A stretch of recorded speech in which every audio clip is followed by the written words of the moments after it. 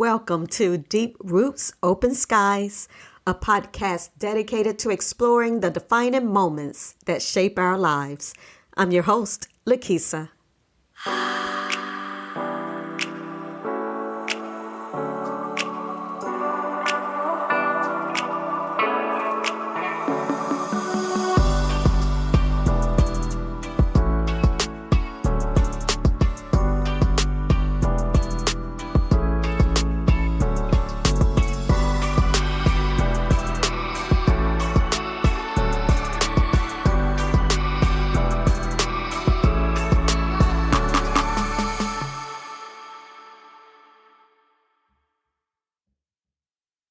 I whip my hair back and forth, and today's topic is as rich and textured as the hair it celebrates. That's right, folks. Today's episode is all about my hair journey titled Locked Hair Don't Care. Now, let's get one thing straight. You might hear people call them dreadlocks, but let's be real. There's nothing dreadful about my hair. In fact, it's a crown, a majestic, free-spirited crown. I've been locked for almost 9 years. Yes, 9 years. After exploring all sorts of natural hairstyles. If you'd seen me back in the day, in the 2000s, I could have passed for Angela Davis with my afro. I mean, it was a statement, right? A big, bold statement. You know, I've always loved the look of locks since I was very young. I idolized Bob Marley, Whoopi Goldberg, and Lauryn Hill, to name a few. Their locks were so powerful, so expressive. But I was scared to try it for myself. I had been wearing permed styles for years and couldn't imagine changing until I reached a turning point. I decided to cut my hair into a small fro and went for a new look. I actually wore that. I call it a messy fro. You know, those cute, carefree styles that say, I woke up like this. After rocking the messy fro for a while, I finally decided it was time to get it shaped. I went to a barber in the area, and he looked at my hair and said, "Oh my goodness, are you trying to do a new Beetlejuice look today?" When he was done, he shaped it up nicely, but the mistake was that he gave me a line-up. And let's just say that was not the look I was going for. After that experience, I decided to get braids over it to cover up that mishap. But here's how the story goes. I started my lock journey by free-forming. You know, that method where you just let your hair do its thing? It's like giving your hair a weekend pass to a music festival. Maybe a reggae festival instead. No rules, just vibes. But 6 months in, my hair was looking like a thick tree trunk with a little shrub on top. More forest chick instead of freedom fighter. And let me tell you, there's a saying that the first year is often referred to as, air quotes, ugly stage. I guess some have called it that because it can leave you looking like a hot mess. If you're not accustomed to that arrangement, it can really make you question yourself and everything about your hair journey. There were days when I look in the mirror and think, what have I done? But I reminded myself that every transformation comes with its challenges. During this time, I learned some valuable lessons about self-acceptance and resilience. I discovered that change can be a beautiful thing. Embracing change allowed me to uncover new aspects of myself and grow in ways I never imagined. Each twist and turn in my lock journey taught me the importance of celebrating my roots, literally and figuratively. My locks are not just a hairstyle. They represent my connection to my heritage and the strength of my community. And then came my husband with the classic husband line, either you cut it or I will. I mean, come on. That wasn't happening under my watch. So I decided to take control of the situation. I headed to the salon and got my locks twisted. Now they looked neat and presentable. Because let's face it, first impressions matter, right? Well, for a lot of people. For me, I don't care for the neat look, but to keep a happy home. When I stepped out with my new locks, I was ready for the world. But let me tell you, not everyone was impressed. It was amazing how people of my race reacted. They had more questions than anyone else. Your hair was pretty before. Why did you get locks? How long are you going to keep them?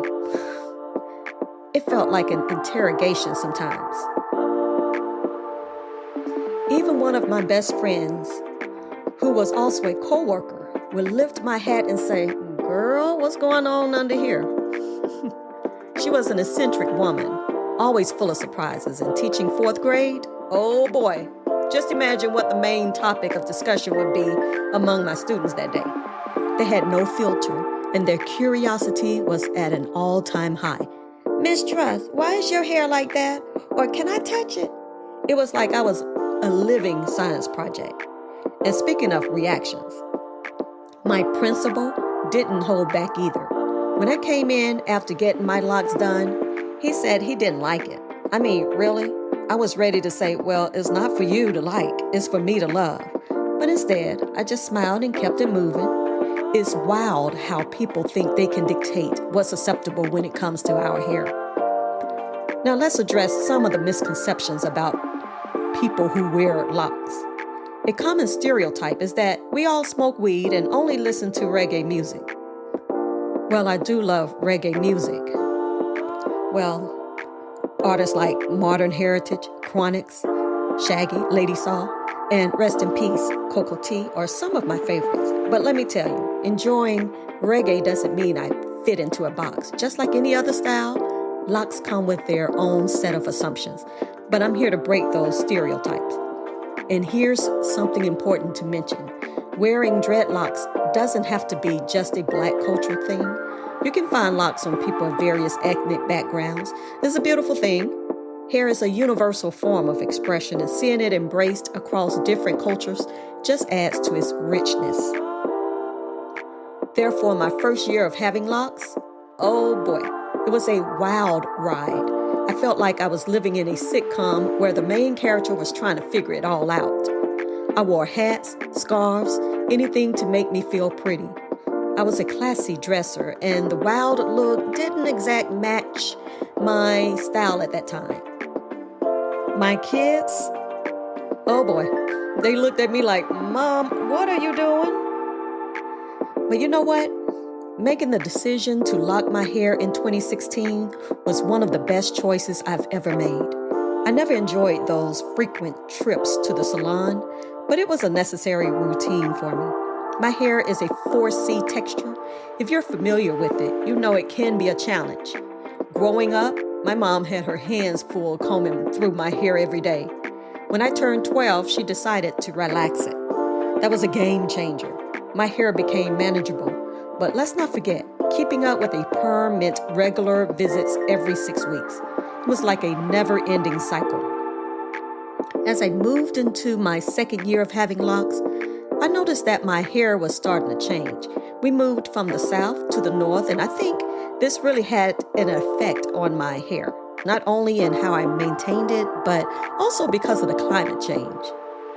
In the south, with the sun shining all the time and the heat, I believe that added some type of nutrients and strength to my hair.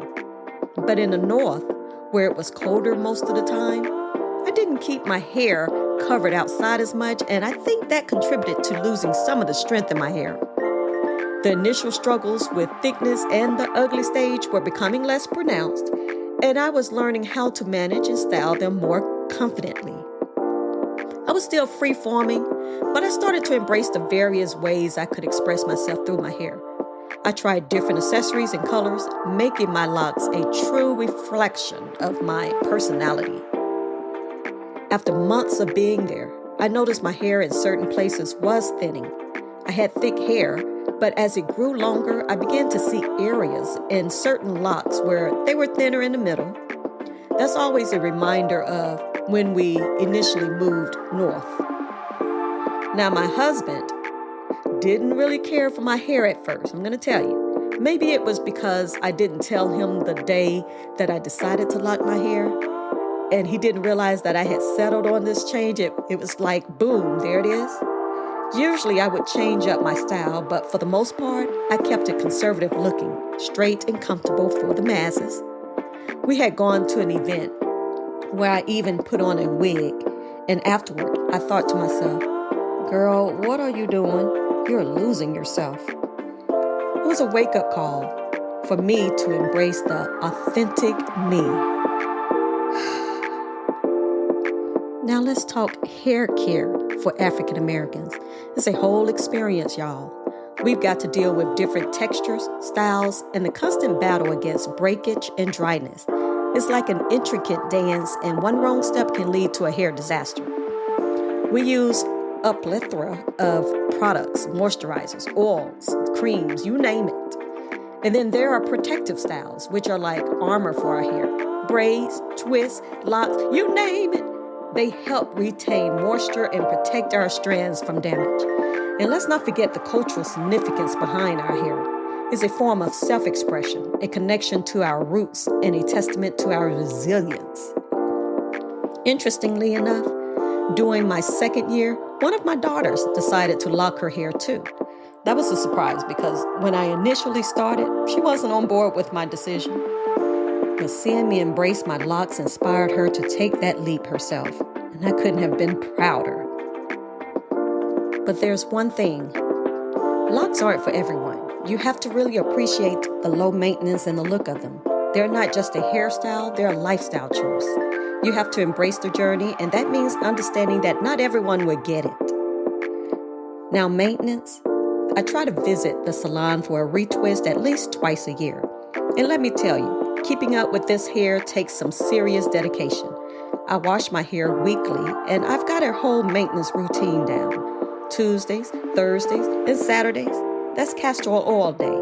I keep it covered in a silk bonnet when I sleep. And yes, sleeping on a silk pillowcase cover, because trust me, no one wants to wake up looking like they just survived a tornado. But after I moved to a different climate, I couldn't continue the same hair maintenance routine as I did in a more pleasant environment with plenty of sunshine and sunlight. The humidity and dryness really affected my locks. If you don't keep your hair healthy, it can get dry and weaken. Suddenly, I was learning how to adapt my routine to keep my locks thriving in these new conditions. It was all about trial and error, and I'm still figuring it out.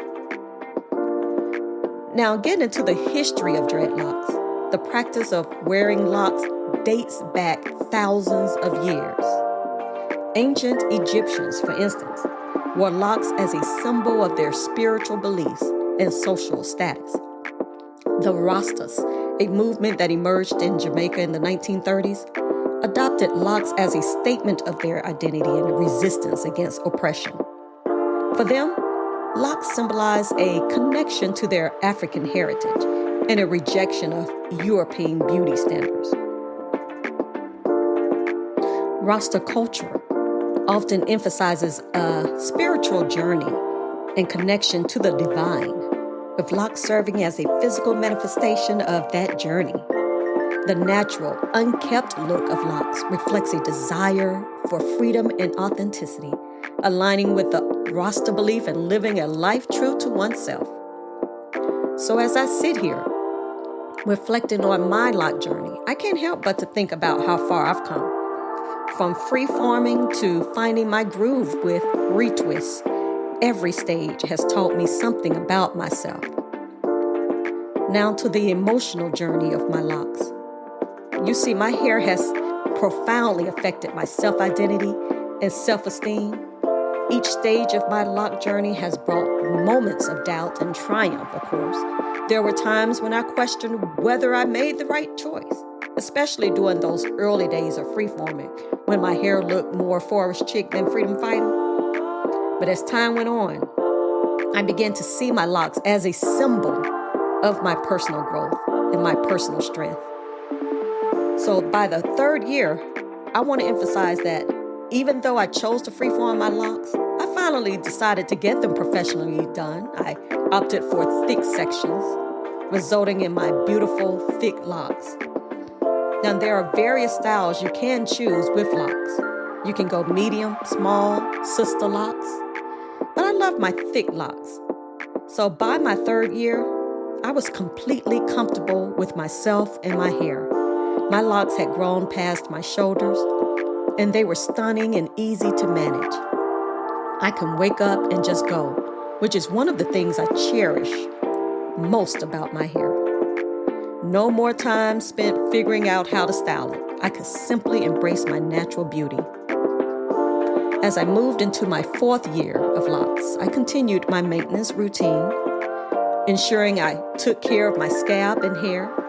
I kept it oiled and sprinkled rose water on it, sticking to my weekly maintenance.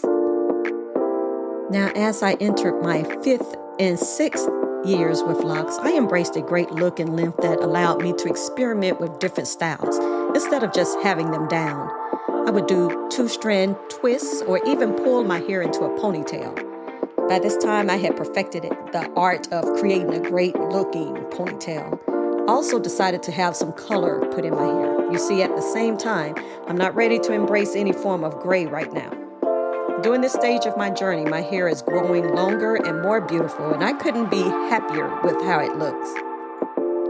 I often think about the practicality of having long hair, especially when I'm sitting down, whether it's in a chair or in the bathroom. I've had to adapt. I need to have my hair up to avoid any mishaps. God forbid something happens while I'm sitting down and I end up sitting on my hair. There have definitely been times when my hair got trapped as I was getting out of the car. Thanks to the seatbelt. It's a learning curve, but it's all part of the journey. Wearing my natural hair, whether in locks or any other style, has always been a point of pride within my culture. When I wear my locks, people often perceive me as deeply connected to my roots. And while it's true, I felt no less connected when I wore my hair loose. What's beautiful about our culture is the freedom we have to wear our hair however we choose. Our hair is so versatile. We can put braids in it, wear weaves, protective styles, or even wigs. Ultimately, it's about appreciating who you are. Each style tells a story, and every choice reflects our individuality and cultural heritage. I embrace that joy, and I encourage everyone else to do the same. Celebrate your hair, however you choose to wear it. As I reflect on my lock journey, I realize how much it has shaped my identity and self-expression, from the initial doubts during that ugly stage to embracing the beauty and versatility of my locks today. It's been a transformative experience. I've learned so much along the way, and I truly believe there's power in sharing our stories. I want to connect with you on a deeper level and show you firsthand how my locks have evolved over the years. That's why I'm considering doing a video to showcase my locks and share some insights on my journey. In the video, I would like to cover a close-up look at my locks and how they've evolved over the years. I'd like to also show my favorite styles and how I achieved them. Tips for maintaining healthy locks, especially during different seasons. The products I use to keep my hair nourished and vibrant. Answers to any questions you might have about the lock journey. If that sounds interesting to you, please let me know. Your feedback means a lot to me. You can drop a comment, send a message, or reach out on social media. I'm excited to connect with you all in a new way and share more about this journey. Looking forward to hearing from you. Thank you for joining me on this episode of Deep Roots, Open Skies. Until next time, embrace your journey and keep exploring the possibilities.